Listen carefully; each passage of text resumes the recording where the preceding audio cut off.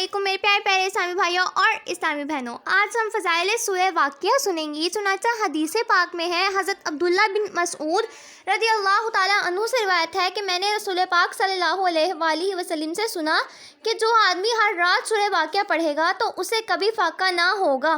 ابن مسعود رضی اللہ تعالیٰ عنہ اپنی بچیوں کو ہر رات اس سورت کو پڑھنے کا حکم دیتے۔ سبحان اللہ۔ چنانچہ ایک اور حدیث پاک میں ہے، حضرت انس رضی اللہ تعالیٰ عنہ سے روایت ہے کہ رسول پاک صلی اللہ علیہ وآلہ وسلم نے فرمایا کہ سورہ واقعہ بے نیاز کر دینے والی سورت ہے، اس لیے تم اسے خود بھی پڑھو اور اپنی اولاد کو بھی اس کی تعلیم دو۔ سبحان اللہ۔ میرے پیارے پیارے اسلامی بھائیوں اور اسلامی بہنوں، اگر کوئی شخص اسے روزانہ 41 مرتبہ 1 سال تک پڑھے تو اس کی روزی فراغ ہو جاتی ہے، کیونکہ اسے پڑھنے والا غنی ہو جاتا ہے اور حصول رزق میں آسانی پیدا ہو جائے گی۔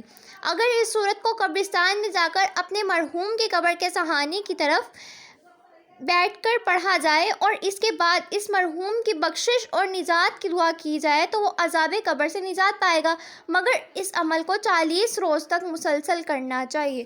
میرے پیارے پیارے اسلامی بھائیوں اور اسلامی بہنوں، سورہ واقعہ کے بہت سے فضائل ہیں جن میں سے کچھ آپ نے سن لیے ہیں۔ امید کرتی ہوں کہ آپ نے میری ویڈیو کو لائک، شیئر اور سبسکرائب ضرور کیا ہوگا۔ فی امان اللہ۔ اللہ حافظ۔